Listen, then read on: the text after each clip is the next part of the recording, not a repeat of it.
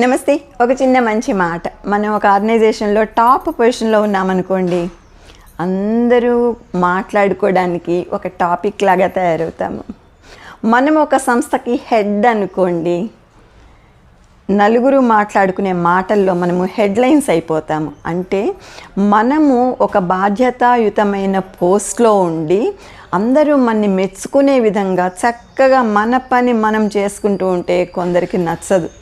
వాళ్ళు రకరకాల negative comments అన్నీ చేస్తూ ఉంటారు. మరి అట్లాంటప్పుడు మనం ఏం చెయ్యాలి? వాళ్ళ నెగిటివ్ ఫీలింగ్స్ పట్టించుకోకూడదు. వాళ్ళ నెగిటివ్ కామెంట్స్ని అసలు కేర్ చేయకూడదు. వాళ్ళు మన పొజిషన్కి ఎప్పుడు చేరలేరు. ఎప్పుడు నెగిటివ్ ఫీలింగ్స్ తోటి, నెగిటివ్ యాటిట్యూడ్ తోటి ఉంటే మనలాగా టాప్గా హెడ్గా ఎట్లా అవుతారు? డెఫినెట్గా కాలేరు. కాబట్టి వాళ్ళని పట్టించుకోకుండా మన పని మనం చేసుకుంటూ కనుక వెళితే మనము ఇంకా హయ్యెస్ట్ పొజిషన్కి వెళ్తాము. వాళ్ళు ఎప్పుడు కూడా మన దరిదాపుల్లో కూడా రాలేరు. మన పోస్ట్లో మన దాకా అసలు రీచ్ కాలేరు. వాళ్ళు ఎప్పుడు కూడా మన వెనకే ఉంటారు. ఆ జెలసీతో, నెగిటివ్ ఫీలింగ్స్తో వాళ్ళు ఇంకా డౌన్ అయిపోతూ ఉంటారు.